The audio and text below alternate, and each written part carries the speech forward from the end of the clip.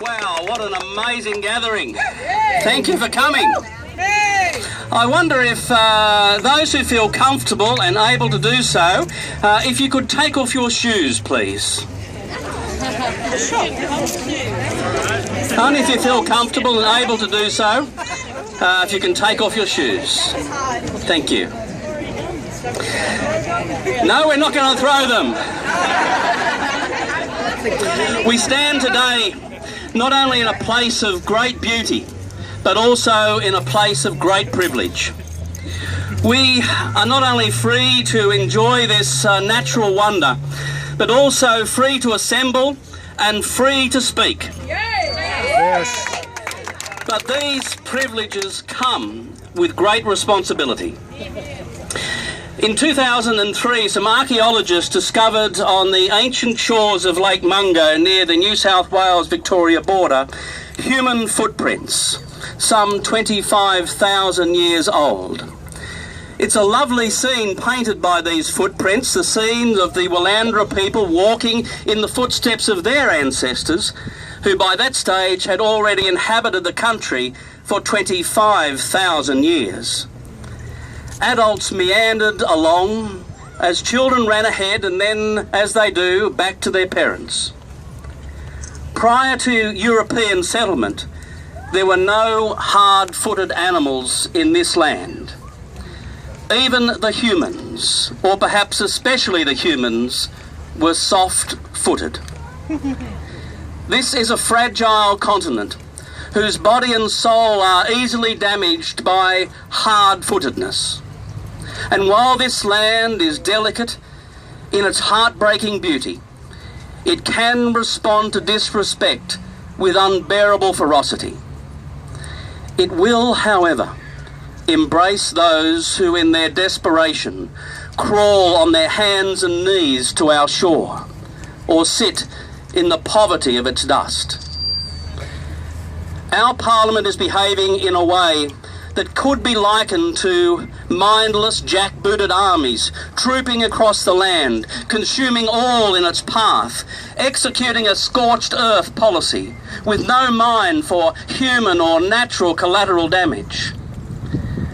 Disturbing as this is in and of itself, what is even more disturbing is that it is being done, at least in this moment of time, with the support of a narrow majority of the Australian people.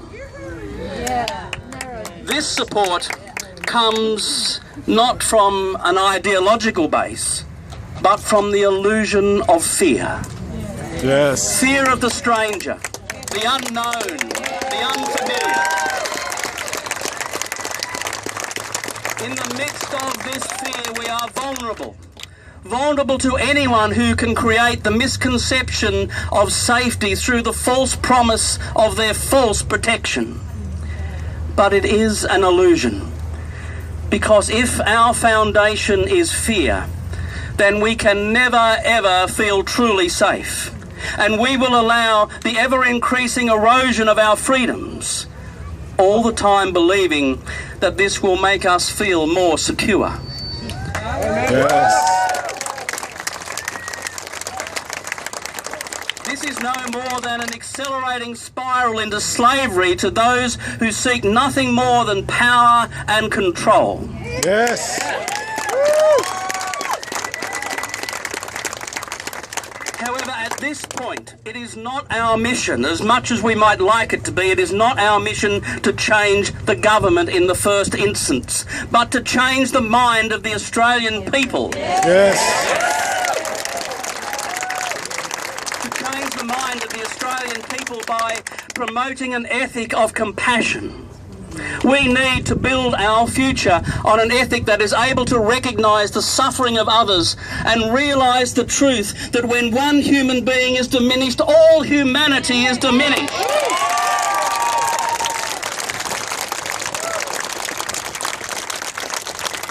And when the innate dignity of one human being is recognised, all humanity is dignified. Today, we may take the shoes off our feet and we may know that we stand on sacred ground.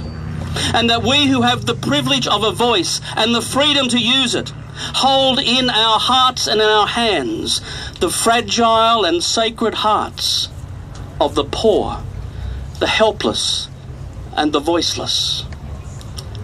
We must, in every way possible, seek to inform the people with the truth that is now being denied us by our government.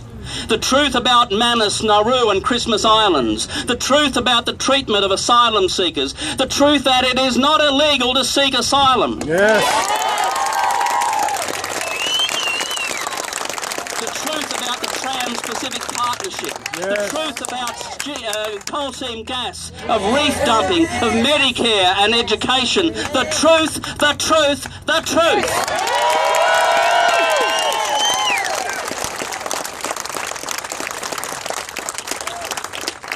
We must come to know that a great nation, if it is to survive, must build its foundation on the dignity of all humanity and the integrity of the natural world. We will change the minds of the Australian people. But not by attacking politicians, but by having better ideas. Ideas that come not from short-term political expediency, but from the deep desire for a peaceful, sustainable society, built on freedoms that are not maintained by the exercise of power, but by respect for human dignity. Yes. When the integrity of these ideas is self-evident, the hearts and minds of the people will follow. So when you go home today, go to the people you know.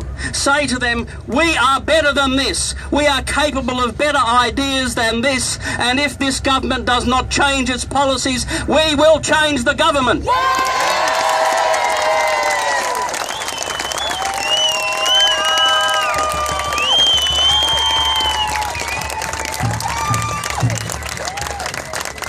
May you walk gently through this land. May your God bless you, and if you don't have one, may you bless one another. Thank you so much.